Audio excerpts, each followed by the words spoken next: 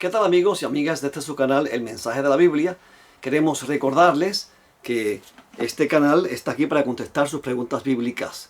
Si usted tiene alguna pregunta bíblica, puede escribirnos por Messenger y con mucho gusto contestaremos sus preguntas bíblicas en orden de llegada. Recibimos decenas de preguntas todas las semanas y muchas las contestamos por escrito. Le contestamos por escrito a las personas que nos escriben, pero otras pues las dejamos para contestarlas acá, porque me parecen preguntas muy interesantes como estas que tenemos en el día de hoy.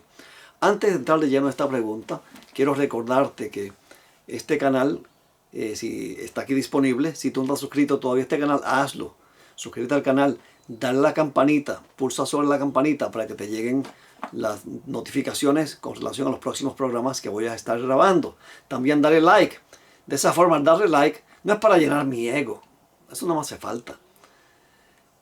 Es para que el algoritmo de YouTube, según lleguen los likes, pues distribuye mejor el contenido de este programa, de este video por diferentes áreas de YouTube. Así que es importante, el like es muy importante para que este algoritmo de YouTube pueda esparcir este programa, regarlo, desplegarlo ampliamente y así muchas más personas tengan acceso a él. Así que por favor, suscríbete al canal si no lo has hecho todavía. Dale like para que nos ayudes a esparcir este mensaje y suscríbete y dale a esa campanita un clic, una pulsación para que te lleguen notificaciones de los próximos programas que estaremos grabando y los próximos temas. Y escríbenos por Messenger, de modo que podamos contestar tus preguntas bíblicas a través de este canal. Mario Rivera nos hace una pregunta muy interesante. Mario Rivera nos dice: Rafael Montesinos, ¿puede explicarnos Gálatas 4:4? ¿Qué significa nacido de mujer y nacido bajo la ley? ¿Qué significa eso con relación a Jesús? En Gálatas 4:4 dice lo siguiente: pero cuando vino la plenitud del tiempo, Dios envió a su Hijo, nacido de mujer, nacido bajo la ley. Comenzamos por partes. Cuando vino la plenitud del tiempo, o sea, cuando vino el cumplimiento del tiempo, ¿a qué se refiere el apóstol ahí? Hay varias profecías del Antiguo Testamento que se consideran profecías mesiánicas y son también profecías de tiempo. Por ejemplo, usted va allí al libro de Daniel, capítulo 9, versículos 24 al 27, y va a ver allí la profecía de las 70 semanas, donde se indica desde los tiempos del rey Nabucodonosor y parte por ahí más adelante a los diferentes reinos que han bajado en los capítulos 2, 7, 8 y entonces en el capítulo 9, pues entonces se va directamente al punto donde se comienza a contar desde los días de la restauración de Jerusalén hasta el Mesías príncipe, dice allí. Así que usted busca la fecha cuando se dio un decreto para la reconstrucción y restauración de Jerusalén, y ese decreto lo dio el rey Artajerjes en el año 457 a.C. Y entonces se extiende hasta prácticamente alrededor del año 27 de la era cristiana, cuando el Mesías fue ungido o bautizado. Así que entonces ese versículo pues lleva hasta el Mesías príncipes. Cristo se convirtió en Mesías cuando fue bautizado. Y esta profecía te lleva al ungimiento de ese Mesías y al ungimiento del santuario también, como lo ven otros ahí también, del santuario celestial. Pero ese es tema para otro programa. Pero sí lo traigo a colación porque llegado el cumplimiento del tiempo, Dios envió a su Hijo. Había ya una profecía de tiempo en Daniel 7, 24 al 27, que establecía más o menos para cuándo haría su aparición el Mesías. Y exactamente así se cumplió la profecía, tal y como se anunció a través del profeta Daniel 600 años antes de Cristo. Interesante por demás.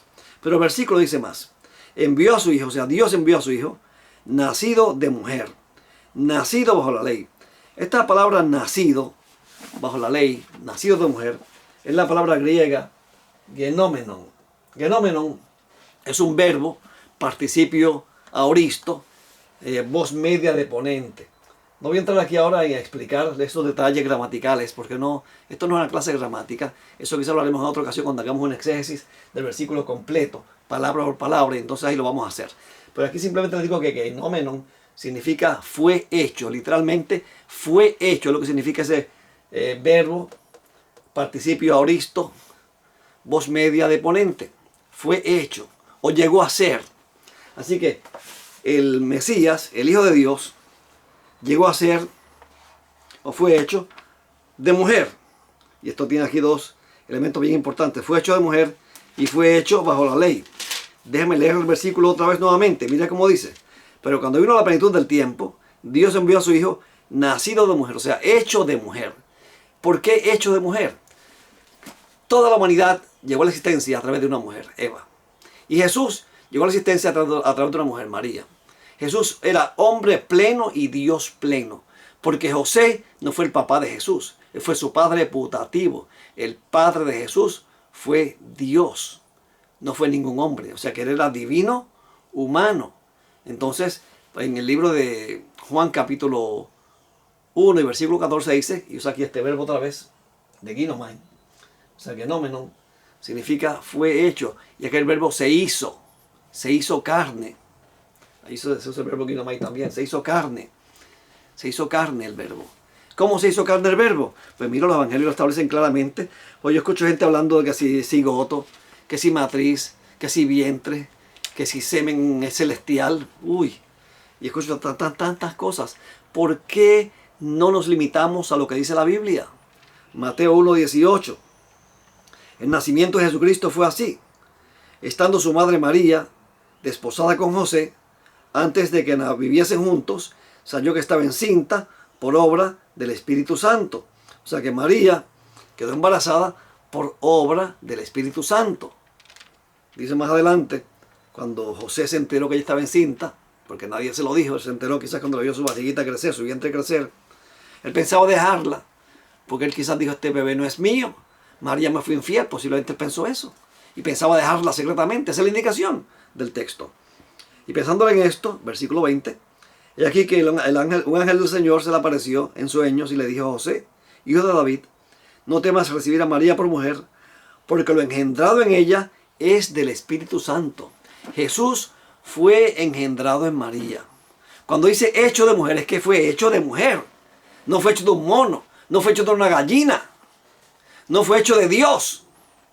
Fue hecho de mujer para indicar la humanidad de Jesús. A partir de una mujer. Ahí no dice otra cosa. Decir otra cosa es cambiar el sentido del evangelio. En el libro de Lucas, capítulo 1, el ángel Gabriel se le aparece a María. María estaba soltera todavía, no se había casado. Estaba desposada con José para casarse. Entonces cuando el ángel le dice a María, Gabriel le dice a María que ella va a quedar embarazada y que va a dar a luz un hijo, pues ella no entendía. Y ahí dice, pero ¿cómo será esto, Gabriel? Yo no conozco varón. En otras palabras, yo no he tenido relaciones con ningún hombre todavía. Y en el 35 dice, el ángel le respondió y le dijo, el Espíritu Santo vendrá sobre ti y el poder del Altísimo te cubrirá con su sombra, por lo cual también lo santo que van a ser será llamado Hijo de Dios. Jesús nació de una mujer por obra directa de Dios a través de la agencia del Espíritu Santo. Jesús fue engendrado de María por el Espíritu Santo. Que si el Espíritu trajo un cigoto, yo no sé dónde la gente se inventa eso, la palabra cigoto no aparece en la Biblia en esa forma, no aparece. Que si vino humanado desde el cielo, tampoco la Biblia dice eso. La Biblia dice que fue engendrado en María y que fue hecho de mujer. Por lo tanto, era tan humano como María y tan divino como su Padre Dios. Era divino humano. No meramente humano, como dicen unos, o no meramente divino, como dicen otros, y eso es un problema grave. Inclusive en el libro de Filipenses, capítulo 2, hay dos versículos que lo voy a compartir brevemente, voy a hacer un poquito del tema, para tocar este punto brevemente, en Filipenses capítulo 2 y versículo 6, donde dice, el cual siendo en forma de Dios, ahí es un verbo que se puede traducir como existiendo, cual existiendo en forma de Dios. O sea, Jesús como hombre existía también como Dios. En el libro de Juan, capítulo 1, versículo 18, dice lo siguiente. A Dios nadie le ha visto jamás. El monogenés Theos. Monogenés significa único hijo y Theos Dios. El único hijo que es Dios, que está en el seno del Padre, Él le ha dado a conocer. Cristo es monogenés Theos. Único hijo que es Dios. Cristo es divino humano. Así que eso es lo que significa nacido de mujer.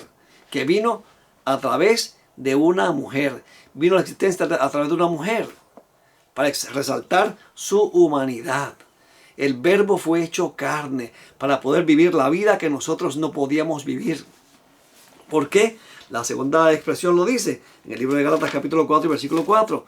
¿Por qué Cristo tuvo que venir? Por eso es que dice aquí en el versículo 4, nacido bajo la ley, o sea, hecho bajo la ley. ¿Qué significa la expresión bajo la ley? Vamos a ver varios versículos. Porque muchos me dicen a mí, ustedes los adventistas están bajo la ley. Eso es un error. Eso es no saber lo que significa la expresión bajo la ley. Bajo la ley no significa guardar los mandamientos por amor a Jesús. No, señor. Vamos a ver qué significa bajo la ley. Gálatas capítulo 3, versículo 10. Porque todos los que dependen de las obras de la ley están bajo maldición. Pues está escrito, maldito todo aquel que no permanezca en las cosas de la ley, o todas las cosas escritas en la ley, libro de la ley, para hacerlas. O sea, los que dependen de las obras de la ley están bajo la ley. Hay varios versículos más que quiero compartir con ustedes. El 13, Gálatas 3:13. Cristo nos redimió de la maldición de la ley, habiéndose hecho por nosotros maldición. Porque está escrito, maldito todo el que es colgado en un madero. Todos los seres humanos estamos bajo la ley. Todos nacemos bajo la ley, y eso el apóstol Pablo lo va a elaborar en este mismo capítulo 3, más adelante. Pero entonces dice que al Cristo nacer bajo la ley, se hizo maldición por nosotros. Porque nosotros estamos bajo maldición, bajo pecado, bajo muerte, bajo condenación y bajo juicio, porque nacemos bajo la ley. Por eso nos morimos. Versículo 23. Escucha bien esto. Es más, voy a leer el 22 y el 23. 22 y 23. Gálatas 3, 22 y 23. Escucha bien. Pero antes que viniese la fe, estábamos confinados, o sea, encerrados, confinados como en una cárcel, bajo la ley, encerrados para aquella fe que iba a ser revelada. ¿Cuántos estaban encerrados bajo la ley? Todos. Pablo decía, para que el mundo quede bajo la ira de Dios, bajo el juicio de Dios.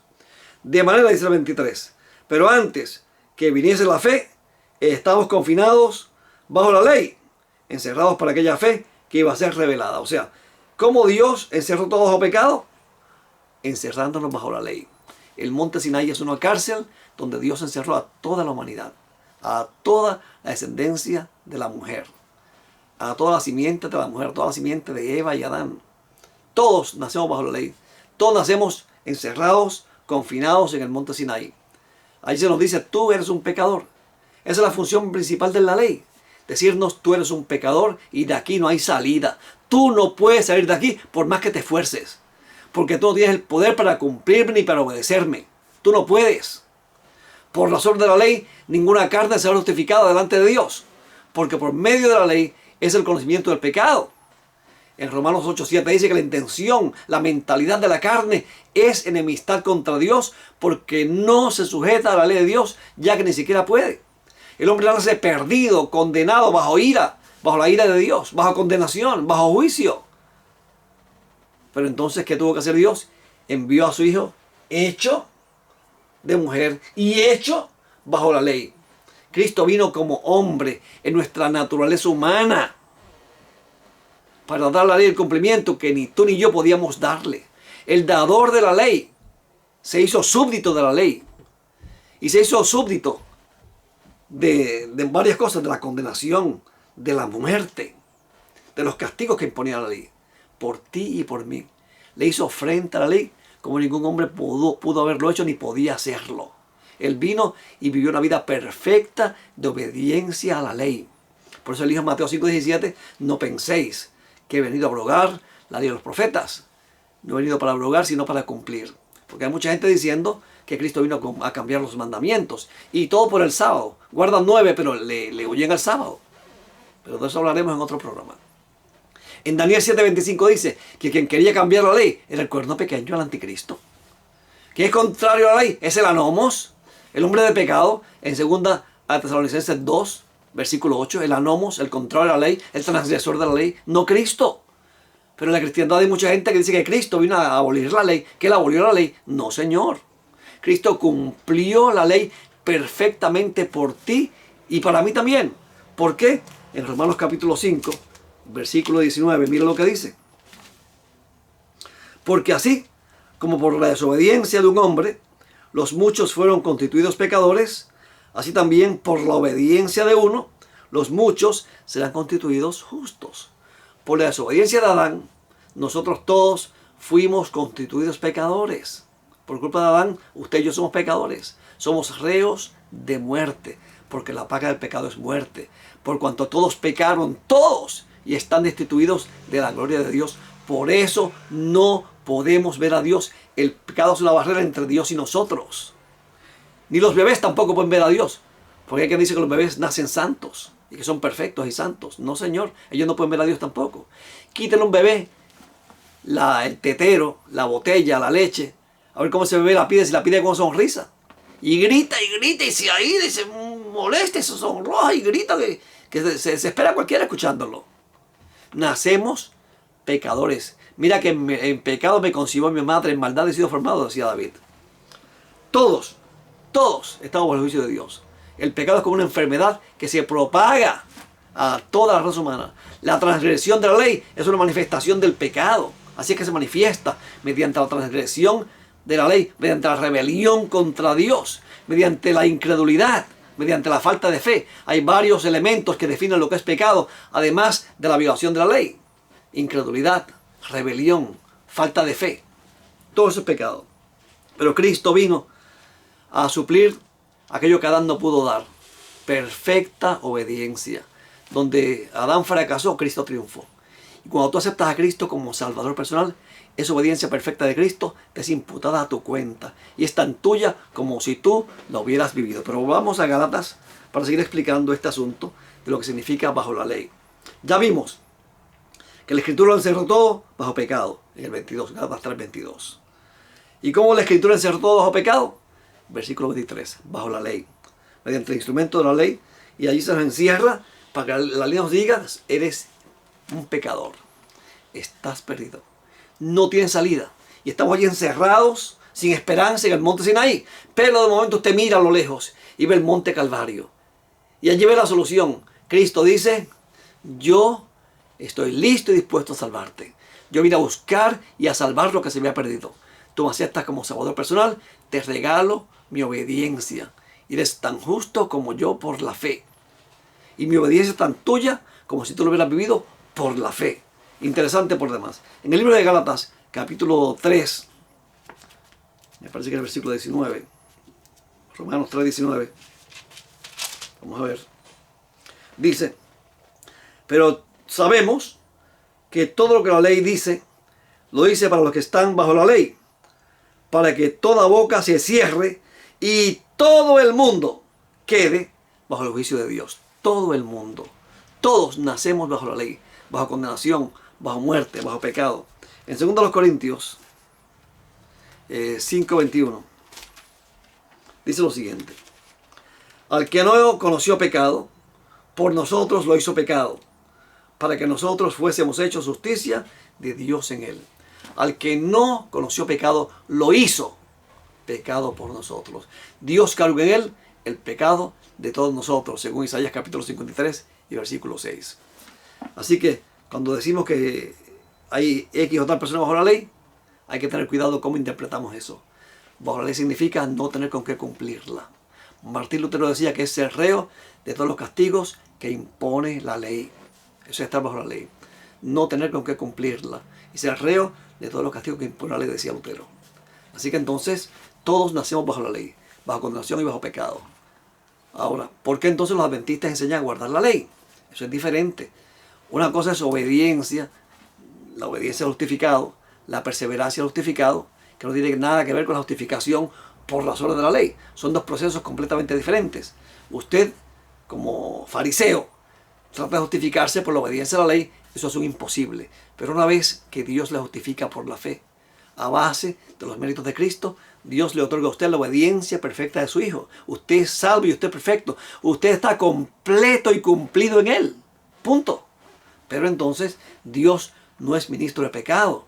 Dice en el libro de Hebreos, capítulo 10, versículos 15 y 16, que el Espíritu Santo, bajo el nuevo pacto, escribe la ley de Dios en tu mente. La escribe aquí en tu mente. En las tablas de carne del corazón, no en tablas de piedra, en las tablas de carne del corazón. Según 2 Corintios 3:3. Con razón el apóstol Pablo decía, porque según el hombre interior me deleito en la ley de Dios. Por eso después que el apóstol Pablo en Romanos capítulo 3 se explaya en el tema de la justificación por la fe. Él dice en el 31, en el último versículo, luego por la fe invalidamos la ley. En ninguna manera. Antes establecemos la ley. La justificación por la ley, por la fe, no anula la ley, antes bien la establece. Pero la establece de una forma diferente. Usted no obedece los mandamientos para salvarse, sino porque usted es salvo. Porque el Espíritu le guía y le agrava en su mente y en su corazón para que usted se deleite. Para usted guardar la ley no es una obligación forzada, con el objetivo de ser salvo. No, señor. Usted no se salva por guardar la ley. No, señor. La obediencia del creyente es una delicia. El hombre interior, la nueva criatura, se deleita en la ley de Dios. Al igual que el apóstol Pablo en Romanos 7:22. Con razón el apóstol, el rey David decía que la ley de Dios era una delicia para él. Y en Isaías 53, 13 y 14, Dios llama la observancia del sábado de una delicia, no una carga. Mira lo que hacían los fariseos. Los fariseos, por ejemplo, tenían varias leyes ridículas con relación al sábado. Una mujer en ese entonces cargaba el agua en cántaros de barro bastante pesados, de arcilla, muy pesados. El hombre no era nada más que allí un observador. La mujer cargando el agua y el hombre mirándola. Vete allá al pozo que está a 1 kilómetro de distancia y trae agua para hoy, que es viernes, y para mañana, que es sábado. Y la pobre mujer andaba quizás con 2 cántaros de agua, daba 2 viajes con un cántaro de agua. Y llegaba el sábado y está su cántaro de agua allí en la cocina. Y el niñito de 4 años está jugando allí, corriendo, y de momento tropezó con el cántaro y lo rajó, se rajó. Esa rajadura podría taparse con jabón y así se cesaba el fluido, el escape del agua. Pero los fariseos decían que eso era pecado. Había que dejar que el agua se perdiese. De esas cargas tontas y ridículas fue que Jesús vino a libertar el sábado. Caminar cierta distancia es pecado. ¿Dónde dice eso la Biblia? Eso son imposiciones farisaicas falsas y ajenas a la Biblia, basadas en la tradición de los hombres. Con razón Cristo le dijo: en vano me honran, enseñando como mandamiento doctrina de hombres. En vano me honran, dijo Jesús. Y así tenía muchas enseñanzas falsas con relación al sábado y a otras cosas más asociadas con la ley. Cristo dijo: eso no tiene que ver nada con la ley. Va Jesús con los apóstoles, con los discípulos, están los discípulos comiendo espigas. Jesús, tus discípulos están haciendo lo que no es lícito hacer el sábado. No se puede comer espigas en sábado. ¿Quién dijo eso? Una cosa es tú ir a cosechar un sembradío para venderlo, y otra cosa es tú coger una fruta y comértela. Son dos cosas totalmente diferentes. Jesús dijo en Mateo 12:12, en sábados es lícito hacer el bien. Eso es un día de delicias, agradable, santo, consagrado a Dios. Un día para ti, para tu familia, para que lo disfrutes, para que te deleites en él, no para que te esclavices como hacían los fariseos. Esos estaban bajo la ley. Tú estás libre de la ley en Cristo. Cristo te hizo libre de la ley y ahora tú te deleitas en la ley de Dios y esta no te condena. Bueno, mis amigos, con esto contestamos la pregunta. No tenemos tiempo para más. Será hasta el próximo programa y que Dios te bendiga y te guarde siempre.